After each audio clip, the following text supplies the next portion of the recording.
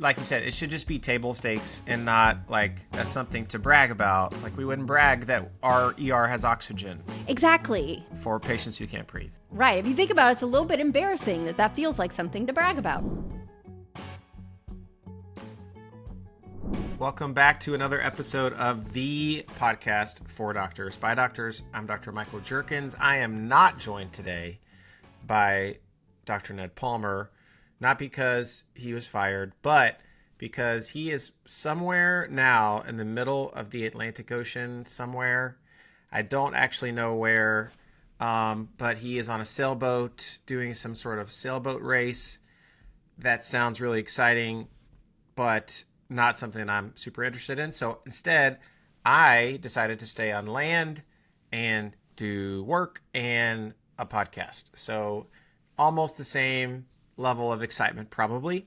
But nonetheless, even without Dr. Palmer, we will carry on without him this episode. And we actually have a really amazing guest that a lot of you will have heard in other venues or have seen in other venues, who is a great voice in healthcare and speaks to a lot of not only just what it's like from a provider's perspective necessarily, but also what it's like from a caregiver's perspective, and also a significant other of a doctor's perspective on what it's like to deliver healthcare. So very excited to have Lady Glaucomflecken here on the show today. And it's going to be a great conversation. Super excited. And we will go ahead and get to the interview. Kristin Flanary, aka Lady Glaucomflecken, is a podcaster, speaker, writer, and advocate recognized for her humorous and insightful contributions to the medical community. As the wife of Dr. Will Flanary, also known as the comedic figure Dr. Glaucomflecken, Kristin became a prominent voice on the topics of trauma, resilience, and co-survivorship after saving her husband from sudden cardiac arrest. With a background in psychology, she champions the recognition and support of caregivers and co-survivors in medical care. She and her husband co-host the medical comedy podcast Knock Knock Hi with the Glaucomfleckens and are currently touring Wife and Death, a life stage show based on their life story. Lady Glaucomflecken, welcome to the podcast. Thank you. Thanks for having me. I'm happy to be here. I looked at your tour dates of Wife and Death and didn't see any in Little Rock, Arkansas, but maybe you can add those sometime. There's a great audience here. Yeah, we're working on the next ones. We kind of took a little bit of a hiatus because of, life and parenting and whatnot, but yeah, we're not done touring it, so you never know. Okay, well, that's awesome. Well, tell us a little bit about the origin story of the Glaucomflecken family universe. Well, how did this all come about? Yeah, that's a great question. By accident is the short answer. My husband, when he was in high school, he had a hobby of stand-up comedy, and he lived in Houston, Texas, and so there were comedy clubs that he would go and workshop material and things like that. He had to leave by, whatever time it was that you had to be 21 plus. Like, he's been doing it for that long. So he, obviously during med school and residency got a little bit difficult to keep up with any sort of hobby. But he started on Twitter, actually. Oh, actually, before that, he was writing for a blog called Gomer Blog, which is like the Onion for medical professionals. I don't know if some of your audience might remember. And he needed a pseudonym for that because everyone went by pseudonyms. And so he just thought, well, I'm in ophthalmology residency. What's the most ridiculous word in ophthalmology that I can think of? And that's how he landed on Dr. Glaucomflecken. And from there, he started writing tweets on Twitter to workshop his jokes because he couldn't be going to any comedy clubs during residency.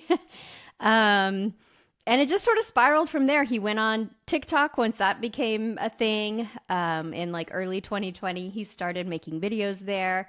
And it just blew up during the pandemic, like so many other creators.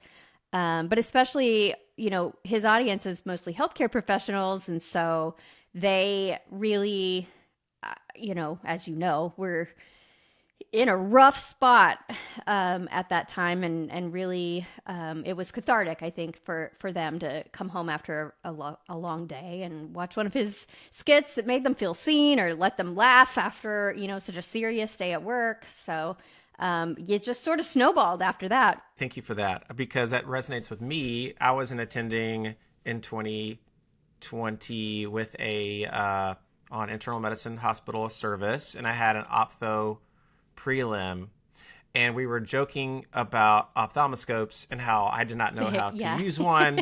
And if the patient needed some sort of eye exam, he could figure it out. And so he showed me this video of, I think it was something like people pretending to be able to use an ophthalmoscope that are non-ophthalmologists. And that was my first exposure, and it was amazing. So, but tell me a little bit about, so that started to happen, and then tell us your story of when you started to step into the spotlight as well. I didn't ever mean to be in a spotlight per se.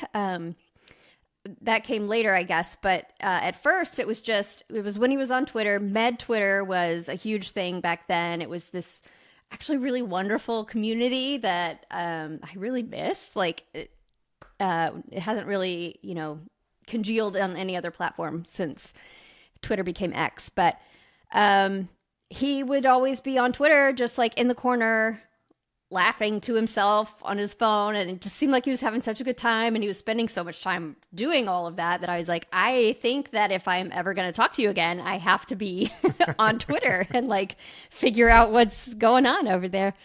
So I got on as Lady Glaucomflecken. He already had quite a large audience as Dr. Glaucomflecken, so I just went with Lady. Very creative, I know. It is. It's great. So I got on mostly just to kind of check it out, and so that we could have a little bit of a shared experience, shared conversation at the dinner table, so I would know who all these people were and the inside jokes. And then that sort of evolved into roasting him because he was too beloved. Okay.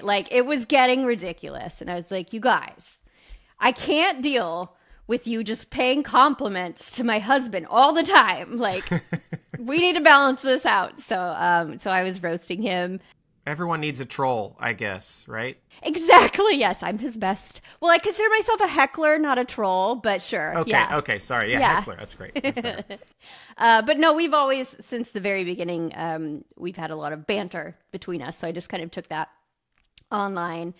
And then that was kind of just for fun. But then in May of 2020, he had a sudden cardiac arrest in his sleep, and I did 10 minutes of CPR, and obviously a lot came after all of that. And long story short, he's completely healthy now. He is physically and neurologically intact. It was a very we got very, very lucky. So after that, he had already had cancer twice up to that point, actually. He had testicular cancer in medical school, and then he got another primary testicular cancer in residency, not a reaction to any treatment or anything, because all he had needed was surgery. And then the cardiac arrest. So this was my third go round, but by far the most traumatic one of being kind of on the other side of an illness, right? I didn't personally have something happening in my body that was pathology, but all of those things very much happened to me too. My life was just as upended as his life because our lives are so closely intertwined. And after that, I was very traumatized. I think I had some PTSD. I was not capable of seeking out a therapist, for an official diagnosis or anything. But in retrospect, reading about things afterward, I think I was in a dissociative PTSD. And I was looking for resources, for support, for answers, for anything that he survived. We're so lucky. Why do I feel so awful? And I couldn't find anything at all. And I stayed in this, sort of semi-dissociative state for like 6 months. And then eventually I found some things that brought me out of it. And I came across, one of those things was I came across the term forgotten patient and co-survivor. And those things just clicked instantly. I was like, yes, this is the thing. This is what I've been experiencing. This is why I'm having a hard time. You know, it was the first realization that like, this happened to me too, right? So ever since then, especially because there wasn't even a name to find. There, you know, when you Google it, what do you Google? You know, and then if you do Google something, there's nothing that's helpful. So after that, I really kind of intentionally started stepping into the spotlight to advocate for this concept of co-survivorship and to raise awareness about it, because just finding the term itself was so healing. But then since our audience is mostly healthcare professionals, I also had an opportunity to raise awareness within that population so that, you know, healthcare professionals can recognize and better support co-survivors when they encounter them. I actually listened to the 911 call. So I tried to, I think throughout the years I had heard about it just through in the ecosystem. And that is pretty incredible. And I think, I'm just curious, since you started to raise awareness with healthcare providers, what are the things that you are surprised about that they're not aware of? So you're educating us as doctors. What surprises you when you have these conversations with us? The main thing was a surprise, but a frustrating one, is that if they recognize you at all, like if they acknowledge you at all, it is in relation to the patient, right? It is the patient's caregiver. And there is this, I don't know if movement is too strong of a word, but there's this idea that, you know, caregivers, we should see them as part of the care team, right? And so we should pay attention to them in that role. And that's true. Like they are usually, you know, whoever came in with the patient is probably the one that's going home with them and is going to have to deal with all of these, you know, whatever care they need there. However, they are also their own person with their own experience, and they are also suffering from the very same illness that the patient is. It's just in a different way, a different kind of suffering.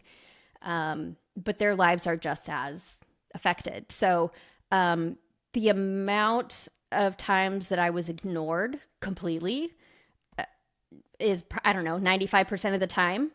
And then when I was addressed, it was, you know, in this other role. And really what I needed was for somebody to care for me too. And it's not you know, I always like to, I've been along for the ride since college. So I've been from pre-med to private practice. Like I have seen that side as well, right? Like I'm not a physician, but I have seen the entire journey from a very close view. And so I have a lot of love and sympathy for physicians. And I'm not trying to say that it's their responsibility to provide like psychological care, right? But I think it is the system's responsibility. Like that should be something that exists. And it should be something that physicians are aware of so that they can recognize when someone is a co-survivor and know what they need to do to, you know, refer them somewhere or just be a human in their interactions with that person, right? Like just be an empathetic person, like not even empathetic, just compassionate, right? Just understanding that they are really going through something and they might be in shock. They might be traumatized, and that's going to affect what they are going to need and how well they are able to hear you and remember your instructions and things like that. I am half pediatrician, and so I feel like I do a pretty good job with that on the... Yeah, the pediatricians are the best, yeah.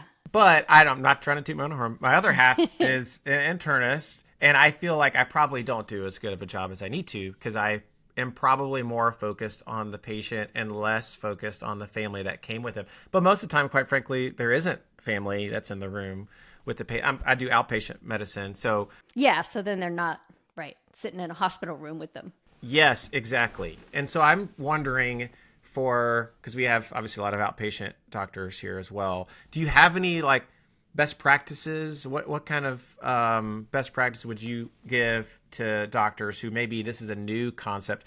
It shouldn't be a new concept for them to be a human and actually talk to someone and be empathetic and like normal. You would be surprised. But, well, it's funny about that. This is a side note. I remember when I was the summer before my med school, my first year, I had a friend who was already in school and he is like, gold human, like all the awards, stuff that you were supposed to do, whatever. And I remember talking to him about like, what am I supposed to do before I get to med school? Should I read? He's like, no, don't worry about that. He's like, you just need to know how to talk to people.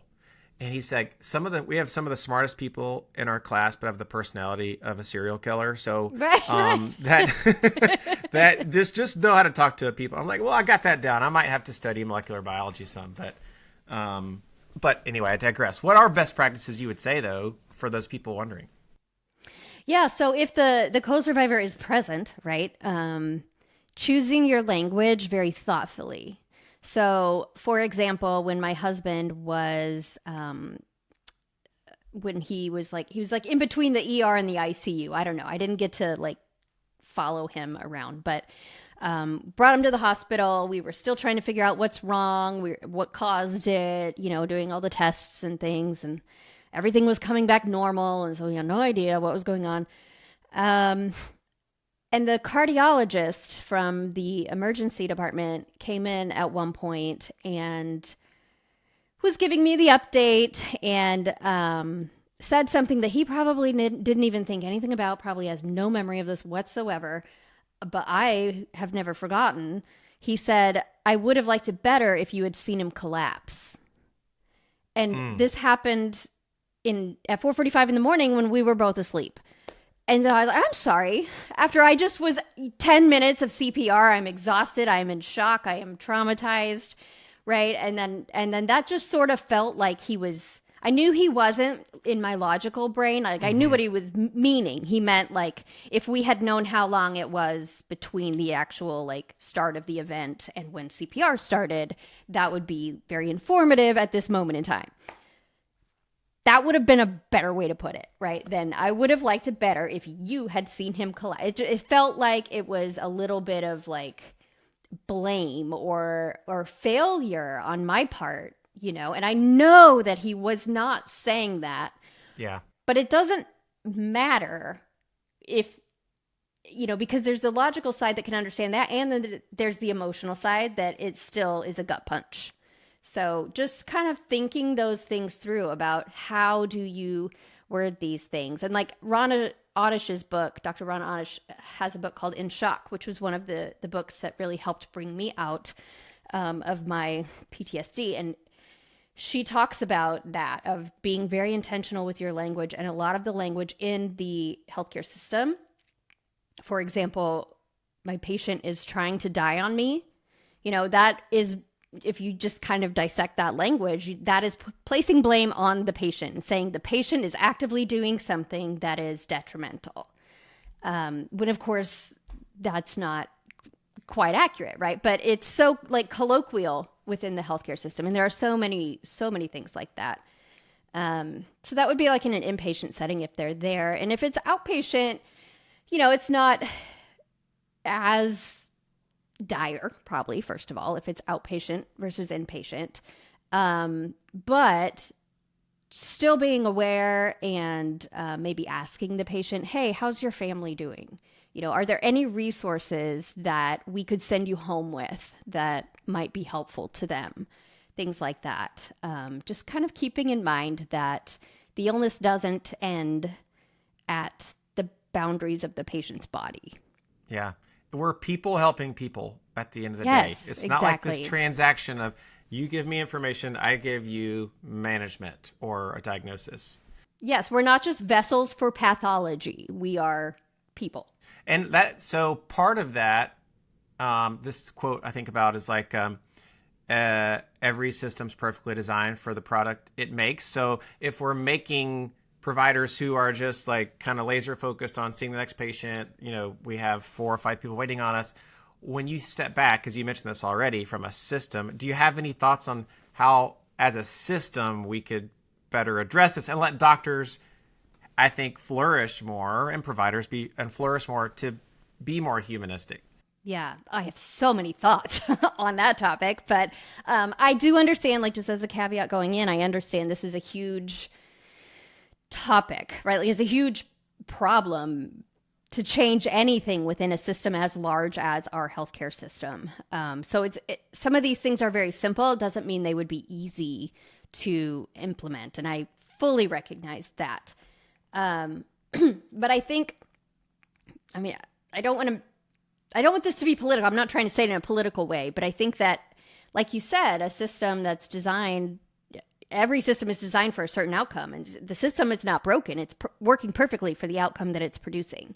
And so I think that our system is a profit-driven system, which is always going to prioritize the things that we are now prioritizing: efficiency, cutting costs, things like that. That is just the business model. That is the system we're working in. So, the most impactful thing would be if we could find another model that works better for everybody.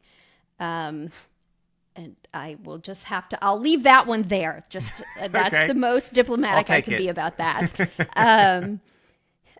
But yeah, I think that there are certain areas within even the current healthcare system that have figured this out. So pediatrics is one of them. You guys have child life specialists. Why do we stop doing that just because someone's an adult? I don't know. Like that, I wish there were just life specialists at every, life stage and illness. That would be amazing. Yeah, it's not like you turn 18 and all of a sudden you don't need anything anymore.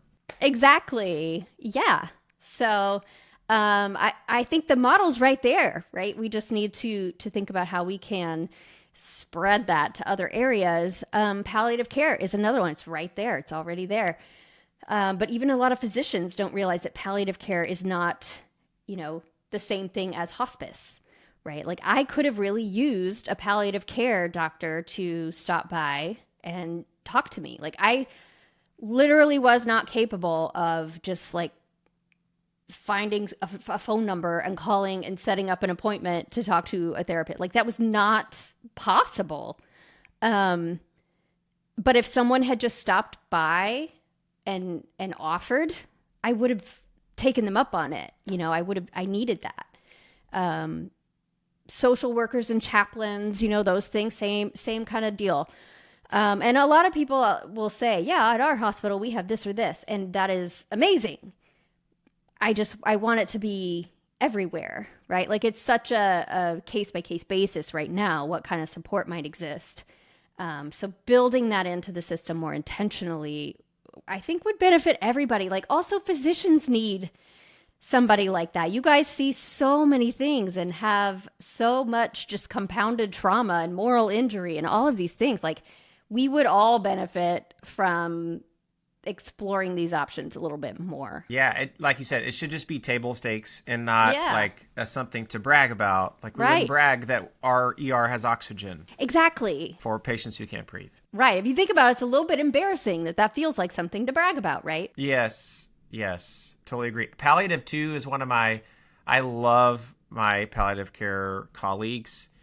And I think if I did specialize, it maybe would have been in palliative, but also the smartest doctor I've ever met is a palliative combined med-peds palliative doctor. She might be listening, just saying. But a great group of doctors. And I'm curious on, I'm thinking about how you guys have kind of turned, like, again, think of your work as humanists a little bit, categorized like that. And you've mentioned this already in your work, but turning like humor into a way to relate and how doctors can use humor and feel seen. Can you talk a little bit about that? Like how can doctors use humor to survive this system that you've talked about? It's nothing new. Doctors have always used gallows humor, right? It just kind of behind closed doors. And there's a reason for that. It's because you're not laughing at something. You're laughing to cope with something. So that first time in medical school, when you go in and have to operate on a cadaver, like that is, if step back and think about that from a 30,000 foot view, what? You know, like that is a really traumatic thing to do, actually, as a human. And so that is part of the coping mechanisms that people kind of develop naturally when they are in this situation where it is being presented as normalized, but for them personally, it's very not normal. Humor is a great way to kind of take control of a situation back and kind of, you know, sit with it and turn it around and make it something that is less scary because you're laughing. And laughing kind of relieves those feelings of tension and fear. So, you know, Will's been doing it in just a very public way, but you all have been doing it for forever. Yeah, it's right. Like that first day of anatomy, gross anatomy we're doing in the lab, it is like you eventually over time, you kind of wear away at some of these natural reactions you would have to a scenario. Right. You get kind of desensitized. Yes. That's like part of the process of academic or medical training in general is this desensitization. And I'm curious, I also was reading your bio where you said against best practices, you had children in medical school and residency, which we did as well against best practices. Yeah. And I would love your opinion on the current state of medical education. And let's just stick with maybe residency and fellowship for now. What is it like to be a significant other of someone going through that? What is your opinion on the current state of this and what could potentially make it better? I guess that's 3 questions in one, so apologies. But take that where you would want to go. Yeah. I do have to preface it with I'm a lot further out than I would like to be at this point from residency. So things might be different than when we went through. But it's not great, I'll tell you, to be the spouse of a resident. It was one of the things that actually gave me an immense amount of pause when we were thinking about getting married. You know, I was doing a little bit of, this was a horrible idea, but I Googled, you know, just try to figure out what is it like to be married to somebody in these, you know, this situation. And I did not find anything positive. So that was a bad idea in retrospect, but it is very difficult. You don't get to see them very much. You have to take on the lion's share of the work in every single area of your life. Your goals don't get to be most important or even considered sometimes because there are things that are out of your spouse's hands, right? Program requirements that end up affecting your goals. It's really, really hard. I think it's helpful if you have a good support system where you are, but a lot of people have to move to a new place for residency that they didn't get to pick. So that's not always the case. For me, it was really helpful to just sort of have my own thing going on, right? I was never going to be a person that was just waiting with dinner ready, waiting for him to come through the door and, you know, no. I had my own career, my own interests, my own friends, you know, that I had made in our residency town through my job, was raising 2 kids. It's, you know, it was a lot. And the thing that got me through it, quite honestly, is this is temporary. This is a really long time, but still temporary. And the other thing that got me through it was to think of it as it's not me versus him, right? It's not my goals versus his goals, my career versus his. It's us versus all this, you know, just life, the world, whatever. And so thinking of it that way as being a team that's in this together, and then just being very communicative about, hey, this is not working for me. Let's figure something out. And it might be that your spouse or your partner can't be the one that steps in to help, but maybe there's something else you can do. Maybe there's, another family around that you could swap childcare, whatever. There's a million different things, but those were the things that made it helpful. We were at a program at the University of Iowa, the ophthalmology residency program, where his program director was really making an effort. He's just like the best guy And he was just making an effort to include families as much as possible, right? And to consider the families. And that makes a huge difference. If when you're throwing your beginning of year get together or whatever, the families are invited, children are welcome, things like that. And then there were some other things that were well-intentioned, and I don't know who came up with them. They'd been in place for a long time, so I'm not putting blame on any particular individual. But there were things that were well-intentioned to include the family that kind of had a darker side to it. So, for example, they all had to do an away rotation that was in a city about 2 hours away because that city had, different kind of population where they could see some different things. They had to do that for, I don't know, however long a rotation is in residency, right? Like 12 weeks, I think. Probably, well, for us, a month or 6 weeks. Yeah. It was a good long while. And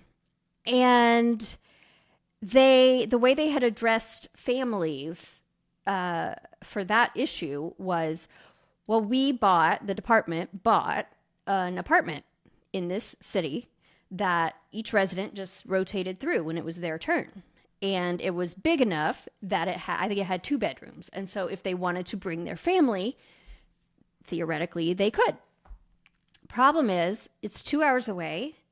I have my own job. Like, I can't just pick up. This was before remote work, right? Like, couldn't just pick up and move over there. Also, our children were in daycare. We had 2 at that time. Daycare is enormously expensive. If we had taken them out of daycare, we would lose our spot. And it takes about a year to get into daycare. At minimum, yeah, that's a good daycare. Exactly. So you're like, well, what are we supposed to do with that? The kids can't give up their spots at daycare. I can't just walk away from my job. So I guess we just have to be apart for all this time. And he would drive home on the weekends. But, so there's things like that that are like good effort. Love the thought of thinking of the families, but like didn't quite think it all the way through. Yeah, it's interesting too. They've done these surveys of what makes residents and fellows satisfied with their program, and it has nothing to do with like location or prestige or even rank order necessarily. It's mostly this like nebulous term, program fit. And I throw the same things you just mentioned into that bucket, and I can speak at least from my own experience of trying to understand that because I was coming into residency married with he was 6 months old at the time, and so I tried to understand, what does this fit like? What is the life like here? And what helped our family very similarly to what you had is we found community within the program. There were other significant others, and even Ned, who's not here, we get 4 days off in a month, and he would take one of his days off, precious random Tuesday off, to babysit my kid and let my wife actually go be a person. That's so nice. I'm nice to him when he's not here, but when he's here, I'm not as nice. I get that. That's how I am with my husband. Yeah. I guess we have a similar relationship, but those kind of things matter, and it's harder now because you don't really get to interview in person. So it's tough for the folks coming in recently that they don't get to see those kind of intangible things that aren't on the website or the Excel from, ACGME or something. Yeah. And like just being there in person, you feel the vibe differently than you do. And you get a vibe with the city, right? Like there's no way I would have been okay with moving where we moved, the middle of Iowa. Like I cried when he told me we were going there, right? Like when he told me he matched there. But then once I visited, and it's this wonderful little college town, and it doesn't feel at all like I was imagining. And, it ended up being one of the favorite places that we've ever lived. And I think if we'd had to interview remotely, like, I don't even know if he would have been interested, because that's what sold him on it too, is when he went to interview and visit, and he was like, this is actually pretty awesome. Yeah, so tell me about the match day story. I'm very interested if you're willing to talk about it. Yeah. You mentioned your reaction. First of all, ophthalmology has a different situation. Yeah. Yep. And so he found out where he was doing ophthalmology residency, I think maybe like January or February, somewhere in there. And then the actual match day, like everybody else's match day, he was only finding out where he would match for his transitional year. So 1 year right after med school. They don't even do that anymore in ophthalmology. I think it's all integrated now. But so the residency one, thankfully that one was private because it's just you log on and see where you matched. It's not this big ordeal where everybody's finding out together at the same time. So I was thankful for that. He had ranked University of Michigan, I think, first, and he liked that program and University of Iowa's program pretty much equally. And the thing that had tipped him over to Michigan is that they have a good ultimate frisbee scene there, and he likes to play ultimate frisbee. That's normally not on everyone's Excel spreadsheet where they make their rank order. Okay.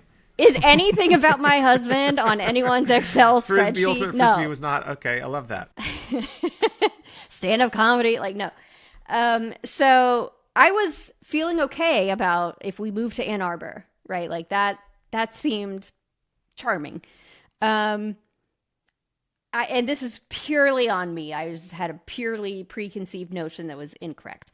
But I was just envisioning, cornfields and cows and pigs and what the heck am I going to do for a career in a place like that? And, just my imagination was kind of going in the wrong direction. And so I cried. I was just so disappointed. And I was trying to be like happy for him, but also I was like, oh no. That's tough. Yeah. So yeah, that one took some time to work through, over the next couple of months. He's like, no, trust me. Just when you get there, when you see it, you'll see, I loved it. It's a really cool place. I didn't fully believe him until I did actually get there. And it turned out it's actually very similar to Ann Arbor, Iowa City. There you go. Just no frisbee. Yeah, less of a frisbee scene, unfortunately. But probably fortunately for me, because if he had then been gone playing ultimate frisbee after he'd been gone at residency all day, I would have had some words. Yeah, that's a problem. Probably. When we matched at Cincinnati, only time I ever even knew where Cincinnati was on a map, I knew it was obviously Ohio. Like, I got that part down. I didn't know where in Ohio. I've never been to Ohio. But once we matched, my wife and I went up there to visit. Same thing. We just fell in love with it. And luckily, fortunately for us, it was a very positive experience. Yeah. So maybe that's the takeaway. Like, don't prejudge these cities if you don't have any experience, because you might be pleasantly surprised. The key I've learned is similar. The key I've learned is low expectations. If you have low expectations, then everything is great. Yes, that's right. Exactly. Well, I have some they're kind of tough questions, but they're intended to be conversation starters that are kind of rapid fire. I'm very interested in your perspective on this. That will end with some true, false, and be done. But, okay. First question. What's the biggest lie we tell ourselves in healthcare? That you don't get to have human needs. That resonates. Go to the bathroom. Have your lunch. Have some feelings. Have actual feelings. Have time off. Mm-hmm. If you have a child, things like that. Right. What is a hill you're willing to die on in medicine? Co-survivorship, for sure. I will be talking about that maybe for the rest of my life. I don't know, but that is a thing that deserves support from the healthcare system. Can I ask? I'm going against my rapid fireness. I saw some of your work that you've written on this, and I think worked with the AHA. Correct? Is that correct? Yeah. Mm-hmm. Are you seeing a lot of progress there? Are people? It seems like they're listening and saying, "Hey, this is actually something we should have been doing a long time ago." I have seen some movement, which I'm so happy about. And I mean, I've pushed for a lot of it, but not all of it. Some of it is happening elsewhere, which I think is a good sign. It's gaining momentum. But yeah, I think I was on a paper with them about family needs and co-survivorship, these sorts of things. And I've been speaking at all sorts of conferences for the last 5 years. And now that word, I did not come up with the word. It was a paper by Katie Dainty out of Canada, and Kirsty Haywood. But no one was really using it. There's little pockets here and there. The breast cancer community has been using it and little things here and there, but it's not like widely known by physicians or healthcare professionals. And so I think that it's more widely known now than it was 5 years ago. And we still have a ways to go, but it's at least like starting to pick up steam as a conversation. And there are now, if you Google, you will find that word. You will find a couple websites that didn't used to exist. One of them is called HeartSight. I was involved in both of these. HeartSight is the resource that I wish that I had had. I was so excited to be involved in that one because I got to build what I had wanted. And it was very much a team effort. I was not leading it or anything, but I did get to contribute my perspective, my words, my writing. And so now that exists. Like, it's a thing that explains what this is and what has happened to you and, all sorts of things that I was looking for.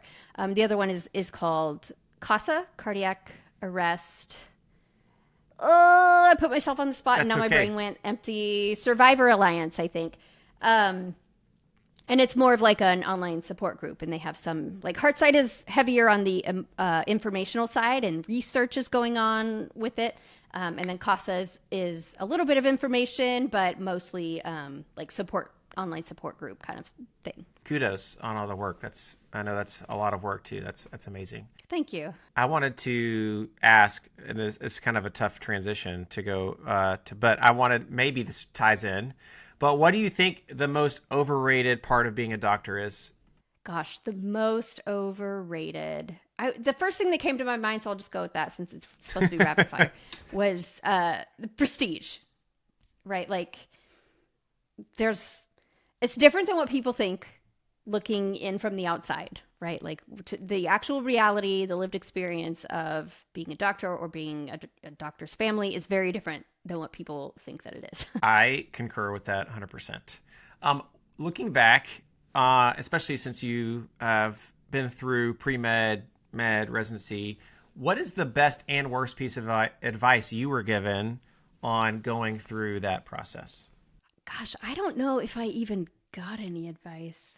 Oh, okay. Well, that's probably better than bad advice. Actually, you know what? I think that this isn't bad advice. It's just good advice. But that advice about it being us versus just what we're dealing with, that was not something I came up with. That was something that I encountered that really resonated with me. This is not advice, but the like most annoying thing that I heard a lot is, well, at least you'll make a lot of money. Like, all this hard, you're not allowed to have a hard time because you're going to be making a lot of money. So you're not allowed to complain. And the debt doesn't matter either. Like, that's just part of the whole thing. The finances are also very different than what you think they're going to be. Yeah. Like, what's funny is, my dad's also a physician, and I don't know why, but he kept his, tuition like slip from his first semester at med school. And it's like $700 or something. So all I had to say is it's a little different, especially if you haven't trained in the last 15-ish years or maybe 30, 40. And people making public comments about the cost of medical school, dental school, vet school is hard when you are over 70 or 80 years old. I'm not trying to be ageist, but recently, But it was a different system back then. Like, there have just been changes. And so now, if you're probably aware, as of, this recent bill caps student loans at $200,000. And the comment was made something like, if you pay more than $100,000 to be a doctor, then it's a ripoff, which is like, I couldn't have done it. Where are you going to find anywhere that's less than $100,000? No. And the crazy thing, and I didn't really know this till my recent, several years ago, is the dental residency. They're paying to go to residency. So they get, $300,000, $400,000, $500,000 is easy for them. What are they going to do? Yeah, it's short-sighted, to say the least. That is true. Okay, let's finish with some true and false. So I'm going to say a statement, and you tell me if you think it's true or it's false. Okay. Doctors are the worst patients. True or false? Oh, true. 100% true. 1,000% true. 1,000%. My husband at the top of the pile. Even since I guess you've experienced all this. Yes, he will. If I don't nag him, and I hate nagging, and I don't even like that word because of all the connotations, but like if I don't keep track and make sure that he's up on his health stuff, it doesn't happen. And like, I don't know, blows my mind. Don't you know how important this is? Yeah, it's tough. I don't know why is that we're so bad? I don't know what is this universal adage. I don't know. It's like if you're not actively dying, then you're fine. That's the filter. Maybe that is right. We've seen people really, really, really sick, and so we're like, oh, we're not one of those people really, really sick, so I'm fine. Right, your barometer is off. Yeah, that's it. I think we've solved it. Yeah. All right, true or false, medical school is harder than residency on a significant other. I think for me, residency was harder, but that was because when he was in med school, I was in grad school. So, like, we were both just studying all the time. Yeah, really heavy book bags. Yes. But if you're not, going through something similar with them, I could see how med school would be very, very hard. True or false, the phrase golden weekend should be used more often by attendings to refer to just weekends in order to remind them of how crappy it was in residency to not have any time off. False. I think it's fun to use it every now and then. No one knows what it means, but it's just like, it's a weekend, and we call it golden. I think my husband made a video about that. Yeah, of like a medical person trying to explain to a non-medical friend that they had a golden weekend, and they're like, oh, what's that? Like, you get like extra days off? No. We called something... Yeah, that's what it comes down to is like, oh, so you mean a weekend. You have a weekend. Yeah. It's just a weekend. 2 days. Instead of next Thursday and last Sunday or whatever. Right. Call it 3-day weekend something, but I don't remember that term. It didn't stick with me. I don't think I ever had one, actually. Yeah. If it was, you had to work at least 2 of the days, so. Exactly right. True or false, AI will never be as funny as humans. Never's a strong word, but I would, at this point in time, I would say true because it's real bad right now. Real bad. Really not funny. I think Will's in no danger. Yeah. Not funny. All right. Well, I'm going to close with this question. What is one thing that you have recently changed your mind on? I'm not sure if this is like, see, I'm glad I'm talking to an internist because this irritates my husband. And I'm always like, well, it depends. Yeah. And it's maybe not quite exactly what you're asking, but. It's not unreasonable is a funny phrase that we say. Yes, exactly. So it's not like a black and white. This is I had one opinion and I have since changed to a different opinion, but it is similar in that like for the last 5 years, I have been just preaching co-survivorship nonstop, and I will continue to do that. But recently, and I think this is just sort of part of the healing journey, right? Recently, I've gotten to the point that I'm like, I don't have to, like emotionally, I don't feel the need to continue to only talk about that, right? Like for a while, it was therapeutic. And now I think it has moved into just purely advocacy. Like I'm doing okay. And now I'm just talking about it so that the people that come behind me can be doing okay too. So yeah, I've been thinking about that lately about, Lady Glaucomflecken has become synonymous sort of with co-survivorship, which I am very proud of and will continue, but also I am not just about co-survivorship. So I've been trying to think about, how do I incorporate more of my sort of whole personhood into, what it is that I'm doing all the time with my job and my online presence and all of that. Well, I'm excited to see where that goes. And like I said, you should have a lot to be proud of, the legacy you've made and the advocacy and good work that you've created. Where can people find out more about your work or keep up with what work you're continuing to do? Biggest bucket that you can go to would be our website, glaucomflecken.com, spelled just like it sounds. Shouldn't have a problem. And any social media platform, we are on, I think, just about all of the major ones anyway. We're not like cool anymore. We're getting old. So there's probably like some Gen Z platforms that we don't even know about. But we're on all the major social media platforms.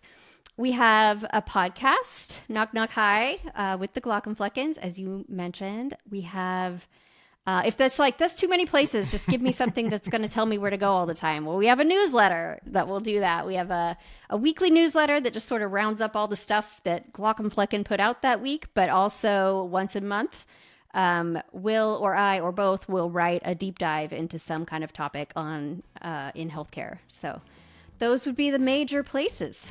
Amazing. Well, thank you for your time. This has been very, very fun, and appreciate you being with us, Lady Glaucomflecken. Thank you. Thank you. Thanks for having me.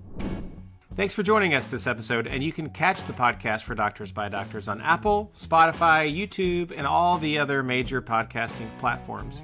If you enjoyed this episode or learned anything here today, please take a moment to give us a rating and subscribe so that you don't miss a single episode release. To submit topic suggestions or guest suggestions or questions, you can reach us at podcast@panaceafinancial.com. As always, thanks for listening, and the next time you see a doctor, maybe you should prescribe them this podcast. See you next time.